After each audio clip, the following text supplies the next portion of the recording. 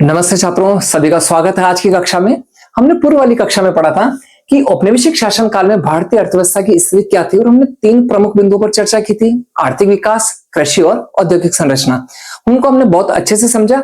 हम आज आगे के जो बिंदु समझने जा रहे हैं उनमें आ रहा है विदेशी व्यापार, जनांकीय परिस्थिति, व्यावसायिक संरचना और आधारिक संरचना। सबसे पहले बात करते हैं हम विदेशी व्यापार पर। औपनिवेशिक सरकार की जो नीतियां थी वो विदेशी व्यापार को लेकर भारत के कभी पक्ष में नहीं रही, यानी कि उनकी नीतियां प्रतिबंधकारी जो उनकी नीतियां थी उनसे विदेशी व्यापार हमेशा भारत के पक्ष में कभी नहीं रहा, यानी कि वह प्रतिकूल बना रहा। हम देखते हैं कि जैसा कि हमने पूर्व वाली कक्षा में भी पढ़ा था कि जो सरकार थी औपनिवेशिक सरकार, ये क्या करती, हमारे यहाँ से कच्चे माल का निर्यात अपने देश में करती थी और वहां का जो निर्मित माल था वो हमारे यहाँ था। तो हम कच्चे माल में किन किन चीजों का निर्यात करते थे यहाँ से बच्चों? तो एक तो आ जाएगा सूती वस्त्र के लिए, जैसा कि बताया था, है ना। तो वो आ जाएगा कपास हो गया, ऊन हो गया, रेशम हो गया, जूट हो गया, नील हो गया। तो इन कच्चे उत्पादों का हम क्या करते थे, निर्यात करते थे और वहां की फैक्ट्रियों में बना हुआ जो निर्मित माल था, यानी कि अंतिम उपभोक्ता वस्तुओं का हम क्या करते थे, आयात करते थे। तो इस प्रकार से देखा जाए कि भारत का जो आधे से जो अधिक विदेशी व्यापार था बच्चों, वो केवल इंग्लैंड के साथ में होता था और शेष जो व्यापार था हम हमारे पड़ोसी मुल्कों के साथ में करते थे, जैसे कि चीन हो गया, श्रीलंका हो गया या ईरान हो गया, तो इनके साथ में किया जाता था। अब हम देखते हैं कि स्वेज नहर, जैसा कि आपने कभी नाम सुना होगा, 1869 में स्वेज नहर बनाई गई या विदेशी व्यापार के लिए वह खोली गई। इससे पहले यानी कि हम अगर भौगोलिक स्थिति देखें तो इंग्लैंड की जो बसावट थी बेटा वो यूरोप के ठीक पश्चिम में थी और भारत इधर था, यानी कि एशिया के बिल्कुल ठीक दक्षिण में। यानी कि वहां से इधर आने के लिए उन्हें अटलांटिक महासागर और हिंद महासागर से होते हुए बहुत लंबा रास्ता तय करना पड़ता था और इसके लिए उनकी जो परिवहन लागत आती वो बड़ी मात्रा में आती थी। और जब स्वेज नहर ओपन हुई, यानी कि भूमध्य सागर और लाल सागर को जोड़कर जब स्वेज नहर बनाई गई, तो इंग्लैंड से सीधा का सीधा जो रास्ता था वो भारत के लिए आता था, यानी कि यातायात की जो लागत थी वो अंग्रेजों के लिए और भी कम हो गई, यानी कि उनको दोहरा फायदा होने लगा और इसी की वजह से भारत का जो व्यापार है वो प्रतिकूल और उनके लिए यह चीज जो थी वो बड़ी अनुकूल स्थिति में आ गई थी। तो हम देखते थे कि स्वेज नहर के आने की वजह से उनका जो व्यापार था वो और भी अच्छा होने लग गया। तो ये जो स्थिति थी वो केवल किसके पक्ष में रही बच्चों? वो केवल और केवल इंग्लैंड के पक्ष में रही। अब हम अगले पॉइंट पर नजर डालते हैं, वो आ रहे हैं जनांकीय परिस्थिति। जनांकीय परिस्थितियों का विश्लेषण हमें होना चाहिए क्योंकि वह बिल्कुल धरातल की एक स्थिति थी कि यहाँ की जनसंख्या के ऊपर क्या प्रभाव पड़ रहा है। हम देखिए, सबसे पहले जो भारत में जनगणना होती वो 1872 में होती, यानी कि लॉर्ड मेयो के समय। उस समय जो वायस आए थे वो थे लॉर्ड मेयो, यानी कि 1881 में जब वायसराय लॉर्ड रिपन थे उस समय विधिवत बोले तो दशकीय जनगणना स्टार्ट हुई, यानी कि तब से लेके आज तक, यानी कि अपन यूं कह सकते हैं कि 2011 तक, क्योंकि 2021 में कोरोना काल की वजह से नियमित जनगणना नहीं हुई जो बच्चों अभी हाल ही में स्टार्ट होने वाली है। तो 1821 में लॉर्ड रिपन के समय से नियमित जनगणना स्टार्ट हुई, लेकिन बेटा एक दौर ऐसा आता है 1921 के काल को हम संक्रमण काल कह सकते हैं, यानी कि इस संक्रमण काल की संख्या इसलिए दी गई क्योंकि 1821 से अपन जनसंख्या देखें तो नियमित रूप से बढ़ती गई, लेकिन एकमात्र एक ऐसी जनगणना थी जिस समय जनसंख्या बढ़ने की बजाय क्या हो गई, घट गई और उसके बाद वापस वह नियमित रूप से बढ़ी। तो इसे के ठीक पूर्व वाला हम प्रथम चरण और इसके बाद वाले को हम द्वितीय चरण की संज्ञा देते हैं। जनसंख्या की स्थिति में देखें, अगर हम साक्षरता को लेते हैं तो उस समय वहां की जो साक्षरता थी औपनिवेशिक शासन काल में वो महज 16% थी और महिलाओं की ये केवल 7% थी। ये उस समय की स्थितियों को अवगत कराता है कि जो शिक्षा जैसा एक मूलभूत हमारा जो अधिकार है वो भी हमें उस समय नसीब नहीं था। हम देखते हैं कि चिकित्सा सुविधाओं के अभाव की वजह से हमारी जो उस समय मृत्यु दर थी वो बहुत अधिक थी और शिशु मृत्यु दर तो और भी चौंकाने वाली थी। इसी कारण स्वास्थ्य सुविधाओं और इन्हीं मृत्यु दर की वजह से भारत की जो जीवन प्रत्याशा थी, यानी कि जीवन जीने का जो औसत आयु थी वो महज 32 वर्ष थी, जबकि वही जो आज है वर्तमान में लगभग 69 या 70 वर्ष के लगभग आती। तो शिक्षा के साथ साथ चिकित्सा सुविधाओं के उस समय अभाव रहा। इसी कारण से जो जनांकी की परिस्थितियां रही वो भारत के हमेशा प्रतिकूल रही। हाँ, अब जो पढ़ रहे थे हम बच्चों वो पढ़ रहे थे व्यावसायिक संरचना, यानी कि जो जितने भी व्यवसाय हैं उन व्यवसायों को, यानी कि हमारी जो आर्थिक क्रिया उनको कितने भागों में बांटा गया। तो हम देखते हैं बच्चों इसे मोटे रूप से 3 भागों में बांटा गया। प्राथमिक क्षेत्र, नेक्स्ट आएगा हमारा द्वितीयक क्षेत्र और तृतीयक क्षेत्र।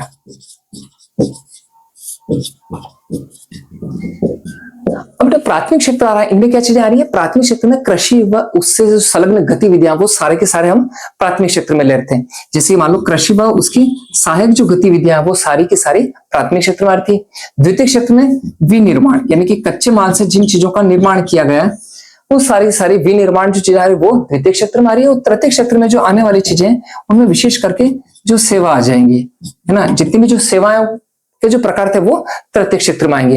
अब हम यहाँ की जो जनसंख्या देखते हैं, यानी कि हमारी जो कार्यशील जनसंख्या वो किन किन क्षेत्रों में लगी हुई, तो हम देखते हैं जो कृषि में जो हमारी जनसंख्या लगी वो 70 से लेके 75%, और लगभग 10% जो व्यक्ति थे वो निर्माण कार्यों में या विनिर्माण कार्यों में, और सेवा क्षेत्र में देखें तो 15 से लेकर 20% जो व्यक्ति थे बेटा, वो हमारे तृतीय क्षेत्र यानी सेवा क्षेत्र में लगे हुए थे।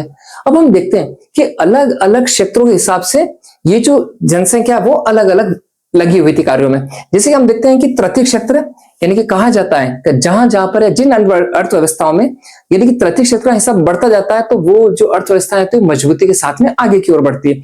तो हमारे क्षेत्र में यहाँ पर भी देखें तो जो हमारी मद्रास प्रेसिडेंसी थी, यानी कि वर्तमान में दक्षिणी जो राज्य आ रहे हैं, यानी कि स्पेशली हम देखें कर्नाटक, महाराष्ट्र, तमिलनाडु, आंध्र प्रदेश, चेन्नई, जो ये जो सारे जो राज्य आ रहे थे, इन राज्यों में सेवा क्षेत्र यानी कि कृषि का अंश कम होता जा रहा था, यानी कि कृषि में कार्यशील जनसंख्या कम होती जा रही थी और सेवा क्षेत्रों की संख्या बढ़ती जा रही।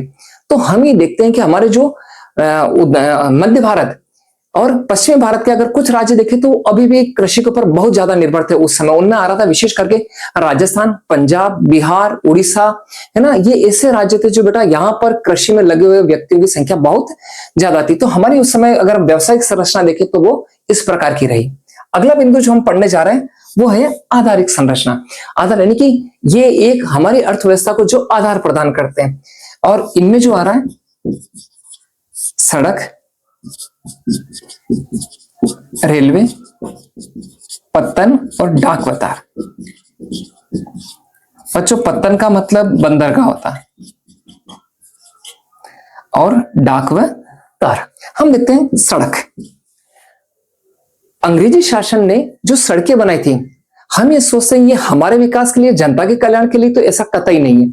उन्होंने जो सड़कें बनाई, उन्होंने उनके स्वार्थों को ध्यान में रखते हुए सड़कें बनाई। उनको सड़कें बनानी थी कि जो बड़े बड़े शहर है वहां से लेके पत्तन तक यानी कि बंदरगाहों तक जाने के लिए, क्योंकि अधिकांश जो हमारा निर्यात हो रहा है, आयात हो रहा है, वो बंदरगाहों के माध्यम से हो रहा है। तो निर्मित माल को लाने और कच्चे माल को ले जाने के लिए उन्होंने सड़कें विकसित की, वो शहरों से लेके पत्तन तक गई। तो सड़कों का विकास उन्होंने उनके स्वार्थ से किया। इसी प्रकार से रेलवे आ रहा, उनको बड़े पैमाने पर निर्मित माल अगर लेके आना या कच्चा माल बड़े पैमाने पर बंदरगाहों तक ले जाना, तो ऐसी स्थिति के लिए उनके लिए रेलवे एक महत्वपूर्ण एक तंत्र था। और इसी को देखते हुए 16 अप्रैल 1853 को लॉर्ड डलहौजी के समय हमारी प्रथम रेलगाड़ी स्टार्ट हुई। और वो प्रथम रेलगाड़ी कहां से स्टार्ट हुई बच्चों? मुंबई से लेके ठाणे, यानी कि ये 34 किलोमीटर की दूरी पर उन्होंने प्रथम रेलगाड़ी प्रारंभ की। अब रेलगाड़ी प्रारंभ करने के पीछे एक तर्क और भी था, यहाँ की भौगोलिक संरचना। भौगोलिक संरचना पर नजर डालें, मध्य भारत या दक्षिण में अगर हम देखते हैं तो यहाँ की जो स्थिति वो थोड़ी समतल भी थी, और सबसे बड़ा फायदा उस समय यह था कि यहाँ पर वन क्षेत्र बहुत ज्यादा था, और रेलवे लाइन बिछाने के लिए उनको स्लीपर की आवश्यकता थी। तो उन्होंने वनों की अंधाधुंध कटाई शुरू की, और इसका नुकसान हमारे जो पर्यावरण थे उसके ऊपर भी पड़ा। तो उनको स्लीपर बिछाने के लिए लकड़ी की आवश्यकता थी, और वो सहज रूप से यहाँ मिल सकते थे। तो इन सारी चीजों को देखते हुए उन्होंने रेलगाड़ियों का जो विकास किया वो बहुत द्रुत गति से किया। फिर नेक्स्ट हम देखते हैं पतंग और बंदरगाह। बंदरगाह यानी कि अगर मान लो आयात निर्यात होना है तो कहां से होगा? तो वो बंदरगाहों से होगा। तो उन्होंने धीरे धीरे बंदरगाहों की संख्याओं को भी बढ़ाना शुरू किया, और वो उन्होंने उनकी सुविधाओं के हिसाब से किया। नेक्स्ट देखते हैं बच्चों डाक व तार। यहां पर देखते हैं अगर तार आ रहा है तो तार जो है, तार की जो सुविधा थी बेटा, उनके शासन को चलाने के लिए, उनको अपना संप्रेषण मजबूत करने के लिए उन्होंने तार व्यवस्था को प्रारंभ किया। डाक व्यवस्था उन्होंने प्रारंभ की, ये जन सामान्य के लिए भी थी, लेकिन इन्होंने डाक का प्रयोग केवल अपने स्वयं के लिए किया। हालांकि भारतीयों के लिए भी थी, लेकिन उन्होंने बहुत सारे प्रतिबंध यानी कि वर्नाकुलर प्रेस एक्ट और इससे बहुत सारे प्रतिबंधों के साथ में उन्होंने अपनी डाक व्यवस्था को प्रारंभ कर रखा था। तो हम देखिए ये जो सारी के सारे जो आधारिक संरचना थी, इनका विकास को भारतीयों के लिए नहीं था, इन्होंने अपने स्वयं के विकास के लिए इन चीजों को डेवलप किया। हम देखते हैं आज उत्तर भारत में देखते हैं हम, जैसे लाल डलहौजी से हमारे यहाँ हिमाचल में एक स्थान है डलहौजी, डलहौजी धर्मशाला। तो उन्होंने ऐसा क्यों किया? क्योंकि वहां की भौगोलिक परिस्थितियां और हिमाचल प्रदेश या हमें उत्तर भारत की जो भौगोलिक परिस्थितियां तो रहने करने की दशाओं के हिसाब से इनके लिए अनुकूल थी। तो वहां से उन्होंने आवागमन की सारी सुविधाओं के बढ़ाने के प्रयास किए। तो इन्होंने केवल स्वयं के हितों के लिए ये सारी चीजें की थी। तो बच्चों, मुझे उम्मीद है आपको ये सारे बिंदु समझ में आए होंगे, है ना। आज जो हमने पढ़े हैं वो है विदेशी व्यापार जनांकी की परिधि, व्यावसायिक संरचना किस प्रकार की रही, और ये आ रहा था आधारिक संरचना। एक बार हम सारे बिंदुओं पर नजर डालते हैं। हाँ बच्चों, अब हम जो हमने सातों बिंदु, यानी कि हमने पूर्व वाली कक्षा में 3 बिंदु पढ़े थे और 4 बिंदु हम आज की कक्षा में पढ़ेंगे। बहुत हम सरसरा इनको एक बार इनके ऊपर निगाह डालते हैं तो हमें क्या पता चलेगा, हमें पूरे पाठ का सार पता चल जाएगा। जैसे हमने जो प्रथम दिन है कि पूर्व क्लास में क्या पढ़ा था, हमने पढ़ा था कि आर्थिक विकास हमारा जो पहला बिंदु था। तो आर्थिक विकास में हम देखते हैं कि जैसा कि हमें पता चल गया कि भारत क्या कर रहा है, कृषि प्रधान देश होने की वजह से हम और अंग्रेजी शासन के दबाव की वजह से कृषि जो उत्पाद है उनका निर्यात कर रहे हैं और निर्मित माल का आयात कर रहे हैं। यानी कि धीरे धीरे हमारी जो स्थिति थी वो बहुत दबाव वाली थी और इसकी वजह से भारत का जो आर्थिक विकास था वो कहीं कहीं रुका हुआ था। और आर्थिक विकास में देखें तो हमारे जो प्रति व्यक्ति आय और राष्ट्रीय आय की जो गणना है वो कभी अंग्रेजी सरकार ने करने की कोशिश नहीं की। और ये प्रयास हमारे कुछ भारतीय अर्थशास्त्रियों ने जरूर किए, जिनमें कौन आ रहा था, सबसे पहले जो आ रहे थे दादा भाई नौरोजी आ रहे थे। तो Dadabhai Naoroji, Findlay Shirras, R C. Desai, V K. R V. Rao, ऐसे कई अर्थशास्त्रियों ने इनका अनुमान लगाने की कोशिश की। और हमने देखा कि जो हमारी जो प्रति व्यक्ति आय और ये जो राष्ट्रीय आय है ना, इनकी जो बढ़ने की गति थी वो बहुत मंदर गति से थी। यानी कि हम देखिए हमारी जो राष्ट्रीय आय बढ़ रही थी वो महज केवल 2% से भी कम दर पर, और प्रति व्यक्ति आय केवल 0.5% के लगभग थी। तो उस समय जो हमारा आर्थिक विकास था वो बहुत ही धीमी स्पीड से था। फिर नेक्स्ट हमने देखा था हमारा जो सेकंड पॉइंट था वो आ रहा था हमारी जो कृषि की स्थिति क्या है। कृषि की स्थिति को हमने 3 भागों में विभाजित किया था बच्चों। किसमें? एक तो हमारा आ रहा था कृषि उत्पादकता, राजस्व व्यवस्था, और एक आ रहा था हमारा जो व्यवसायिक कृषि है वो किस प्रकार से रहेगी।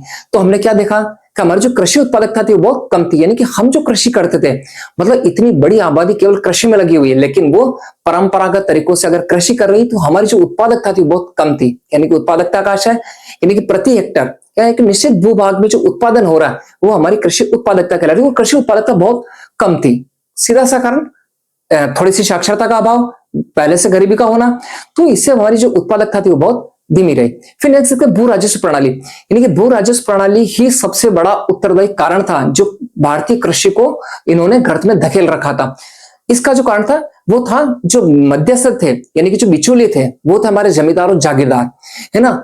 उन्होंने अंग्रेजी सरकार को सपोर्ट किया और उन बिचौलियों की वजह से सरकार ने, जैसा कि हम एक काल्पनिक उदाहरण लिया कि अगर सरकार के द्वारा यानी कि ब्रिटिश सरकार या औपनिवेशिक सरकार के द्वारा यदि अगर 20% टैक्स लिया जाता है तो वो हमसे 40% की वसूली करते थे। वो 20% जो पैसा था उसे सरकारी खजाने में जमा करा, तो 20% की मोटी राशि केवल स्वयं के पास में रखते थे। तो जो किसान थे उनके पास में अभिप्रेरणा का जो अभाव था, क्योंकि उनके द्वारा बहुत मेहनत करके जो कमाया हुआ धन था उसका अधिकांश हिस्सा किसके पास जा रहा था, है ना, या तो जमींदारों जागीरदारों के पास में या जा रहा था वो अंग्रेजी शासन के पास में। तो ये भू राजस्व व्यवस्था की वजह से हमारी जो स्थिति थी बहुत खराब रही। और तीसरा बिंदु इसी के अंदर हमने पढ़ा था और वो था व्यवसाय कृषि। तो व्यवसाय कृषि नहीं करने के पीछे सीधा सा कारण था कि हमारे यहाँ की जो संरचना थी, है ना, वो इतनी अच्छी नहीं थी। यानी कि हम ये कह सकते हैं लोगों में जागरूकता का अभाव था, हमारे यहाँ तकनीकी का अभाव था, हमारे यहाँ जो संसाधन थे वो प्रचुर मात्रा में नहीं थे, हम पूर्ण रूप से मानसून के ऊपर निर्भर रहते थे। और इसी कारण की वजह से हमारी जो कृषि थी वो केवल खाद्यान्न उत्पादन करने की रही, या फिर सरकार ने जिसके लिए हमें बाध्य किया गया, यानी कि कपास के लिए, रेशम के लिए, ऊन के लिए, या नील की खेती के लिए, पटसन के लिए, हम केवल इन्हीं का उत्पादन करते हुए नजर आए। तो हमारा बिंदु था कृषि। औद्योगिक संरचना देखें तो हमारा जो औद्योगिकरण नहीं होने के स्थान पर हमारा विऔद्योगिकरण हुआ। यहाँ विऔद्योगिकरण का मतलब बच्चों साफ स्पष्ट है। यहाँ क्वेश्चन आपसे पूछा जा सकता है ये कि विऔद्योगिकरण से आपका क्या अभिप्राय। तो बच्चों विऔद्योगिकरण का मतलब हो जाएगा जो उद्योग पहले से हैं उनमें भी गिरावट आना, यानी कि वो भी कम हो जाना। यानी कि और ऐसा क्यों हुआ कि जैसे जैसे निर्मित माल जब बनने लगा, यानी कि विशेष करके जो वस्त्र उद्योग थे वो इंग्लैंड से यहां से वस्त्रों का जब हमारे देश में आयात होने लगा तब उस आयात की स्थिति में हमारे यहाँ का जो बनने वाला जो कपड़ा था वो उस विदेशी कपड़े से प्रतिस्पर्धा नहीं कर पाया, क्योंकि उसकी लागत कम थी, उसका मूल्य कम था, और इसीलिए अधिकांश जनसंख्या ने उसे खरीदना प्रारंभ कर दिया। तो हमारे जो लघु उद्योगों में जो सूती वस्त्र बन रहा था, तो बच्चों वो भी धीरे धीरे कम होने लगा और लोगों को बेरोजगार होने के लिए मजबूर होना पड़ा। और बाद में जब 20वीं शताब्दी के पूर्वार्ध में कुछ एक उद्योगों का विकास हुआ, जिसमें हम देखते हैं कि 1907 में जो टिस्को कंपनी, टाटा आयरन और स्टील कंपनी की स्थापना जो कि जमशेदपुर में हुई थी, तो वो एक बहुत अच्छा प्रयास था, जो कि हमारा एक आधारभूत उद्योग भी था। फिर उसके बाद देखिए हमने कुछ चीनी मिलें स्टार्ट हुई बेतिया में, है ना, चेन्नई में हमारे लिए क्या हुआ, एक सीमेंट कारखाना स्टार्ट हुआ। तो ये कुछ पहल ऐसी हुई जिनकी वजह से औद्योगिकरण थोड़ा और आगे की ओर बढ़ा। लेकिन अब भी कहीं न कहीं भारी उद्योग या आधारभूत जो उद्योग थे उनकी स्थापना में कमी थी। आधारभूत उद्योगों का आशय जैसे कि इस्पात उद्योग, सीमेंट उद्योग, ये वे उद्योग थे, दूसरों उद्योगों की स्थापना में इनका योगदान बहुत महत्वपूर्ण होता है। तो जब भारी उद्योग या आधारभूत उद्योगों की कमी की वजह से भी हमें क्या करना पड़ा, इस चीज का खामियाजा भुगतना पड़ा और हमारा औद्योगिकरण नहीं हो पाया। और आज जो वापिस हमने पढ़ा बेटा विदेशी व्यापार, विदेशी व्यापार में जैसा कि आज आपको बताया कि हमारा अधिकांश विदेशी व्यापार किससे हुआ, इंग्लैंड से हुआ, ठीक है ना। सुएज नहर जब प्रारंभ हुई तो इसका हमें और भी ज्यादा खामियाजा भुगतना पड़ा, और हमारा सारा का सारा जो निर्यात था कच्चे माल का, है ना, वो हम क्या कर रहे थे, इंग्लैंड को कर रहे थे, और वहां से सारा आयातित माल यानी कि अंतिम उपभोक्ता वस्तु हमारे देश में आ रही थी। तो विदेशी व्यापार को लेकर हमें कभी कोई विशेष फायदा नहीं हुआ। फिर हमने पढ़ा था जनांकीय परिस्थिति। जनांकीय परिस्थिति में हमने देखा हमारे यहाँ जनगणना कब स्टार्ट हुई ताकि सही से आकलन लगाया जा सके। तो विधिवत जनगणना जो स्टार्ट हुई थी 1881 में लॉर्ड रिपन के समय हुई थी, और हमारा जो संक्रमण काल था 1921, यानी कि इसके ठीक पूर्व तक प्रथम सोपान, इसके बाद को हम द्वितीय सोपान की संख्या देते हैं। और प्रथम सोपान में हमने देखा कि जनसंख्या बढ़ रही है, लेकिन 1921 का एकमात्र ऐसा वर्ष था तो महामारियों की वजह से वहां जनसंख्या बढ़ने की बजाय क्या हो गई, घट गई, है ना। इसलिए हम इसे क्या बोलते हैं, है ना, एक विभाजन वर्ष भी कह सकते हैं या एक संक्रमण काल भी कह सकते हैं। इसके बाद हमारी जनसंख्या वो नियमित रूप से बढ़ रही है। फिर दशकीय जनसंख्या 2011 तक कंटिन्यू हुई, 2021 को क्यों नहीं हो पाई बच्चों, वही कोरोना काल की वजह से, है ना, और अभी वर्तमान में हो रही है। इसके आगे वाली जनसंख्या में मान के चलना हम विश्व में प्रथम स्थान पर होंगे, यानी कि इस क्षेत्र में भी हम आगे बढ़ने वाले हैं। फिर देखना केवल जनसंख्या तो बढ़ी, लेकिन साथ के साथ में उसके बहुत सारे जो पहलू हैं उन पर ध्यान देके हमारी जो साक्षरता है वो कितनी थी, महज 16% थी, और महिला साक्षरता की स्थिति और भी खराब, यानी कि 7%, यानी कि अवेयरनेस यानी कि जागरूकता का अभाव था वो कम था, यानी कि उन्होंने शिक्षा और स्वास्थ्य जैसी चीजों का विकास नहीं किया, है ना। और इसी वजह से हमारी जो मृत्यु दर थी, है ना, उसकी संख्या बहुत ज्यादा थी, शिशु मृत्यु दर बहुत ज्यादा थी, और इन्हीं चीजों के परिणाम स्वरूप हमारे यहाँ का जो जीवन प्रत्याशा यानी कि औसत जीवन काल देखे तो महज केवल 32 वर्ष था, जबकि आज के दौर में जब ये सुविधाएं बढ़ी हैं तो हमारा जो औसत जीवन काल हो गया वो 69 और 70 वर्ष के लगभग आ गया। फिर अगला बिंदु हमने पढ़ा था व्यवसायिक संरचना। व्यवसायिक संरचना को हमने मोटे मोटे रूप से 3 भागों में बांटा, प्राथमिक क्षेत्र, द्वितीय क्षेत्र और तृतीय क्षेत्र। जब अपन इकोनॉमिक्स पढ़ते हैं तो बेटा हमें ये चीजें बहुत आसानी से बार बार आनी चाहिए, क्योंकि ये चीजें हर जगह पूछी जाएगी और हर जगह इनका एक्सप्लेन नहीं होगा, हमें केवल क्षेत्र का नाम दे रखा होगा। तो प्राथमिक क्षेत्र यानी कि कृषि और उसकी सहायक गतिविधियां, द्वितीय क्षेत्र निर्माण विनिर्माण वाली चीजें, और तृतीय क्षेत्र में हमारी जितनी सेवाएं होगी, है ना, हमें कोई वस्तु नहीं मिल रही, हमें कोई फैसिलिटी मिल रही, हमें कोई सुविधा मिल रही, उसके बदले हम भुगतान करें, तो हमारा क्या कहला रहा है, तृतीय क्षेत्र कहला रहा है। तो हमारी जो कार्यशील जनसंख्या है उसका हम विभाजन देखें तो 70 से 75% जो जनसंख्या थी किसमें, कृषि कार्यों में संलग्न थी, है ना। और द्वितीय क्षेत्र में देखें तो 10% जनसंख्या, और जो तृतीय क्षेत्र है वो उसमें 15 से लेकर 20% जनसंख्या संलग्न थी। और तृतीय क्षेत्र में देखें तो हम विशेष करके बताता है जो कि दक्षिणी राज्य मद्रास प्रेसिडेंसी के अंतर्गत आते थे, है ना। और वर्तमान में जो जितने सारे दक्षिणी राज्य आ रहे हैं वहां पर तृतीय क्षेत्र का हिस्सा धीरे धीरे बढ़ा था, लेकिन उत्तर भारत और मध्य भारत में जो स्थिति थी वही कृषि पर निर्भरता अत्यधिक थी। उनमें विशेष करके राजस्थान, पंजाब, बिहार, है ना, और जो उड़ीसा राज्य है ना, तो ये ऐसे राज्य थे जहां पर कृषि पर निर्भरता हमारी बहुत ज्यादा थी। फिर हम देखते हैं कि आधारिक संरचना के ऊपर क्या स्थिति है। तो आधारिक संरचना को हम देखें तो हमने ऐसे देख के पढ़ा कि, है ना, सड़क हो गया, तो सड़कें उन्होंने क्यों बनाई, क्योंकि उनका जो निर्मित माल है वो बंदरगाहों से लेके शहरों में आना, या हमारा जो कच्चा माल है वो बंदरगाहों तक पहुंचाना, है ना। तो इसलिए उन्होंने सड़कों का विकास किया, तो उन्होंने सड़कों का विकास अपने हितों के लिए किया।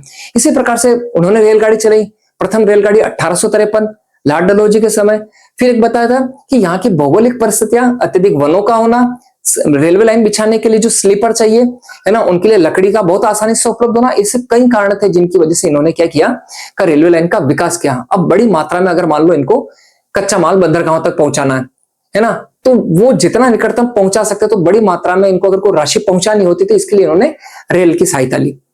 फिर देखते हैं रेल के अलावा फिर आ रहा है डाक और तार विभाग। डाक और तार विभाग में तार विभाग इनके शासन को अच्छे तरीके से चलाने के लिए, सूचनाओं के अच्छे तरीके से संप्रेषण करने के लिए इन्होंने तार व्यवस्था प्रारंभ की। और डाक व्यवस्था भारतीयों के लिए तो थी लेकिन बहुत कम मात्रा में थी और प्रतिबंधात्मक रूप से थी, और ये डाक विभाग भी उन्हीं के लिए था। तो ये जितने भी आधारभूत संरचनाओं का अगर इन्होंने विकास किया तो देखा जाए तो इन्होंने इनकी सुविधाओं या शासन को अच्छी तरीके से चलाने के हिसाब से किया।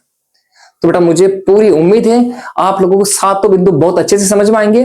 पहला चैप्टर आपको एक बहुत पिक्चर की जैसे लगा होगा कि हाँ ये जो चैप्टर है बिल्कुल एक पिक्चर की जैसे अब हमारे माइंड में, अब यहां से किसी भी प्रकार का क्वेश्चन पूछा था आप बहुत आसानी से लिख सकते हैं। ठीक है, धन्यवाद बच्चों।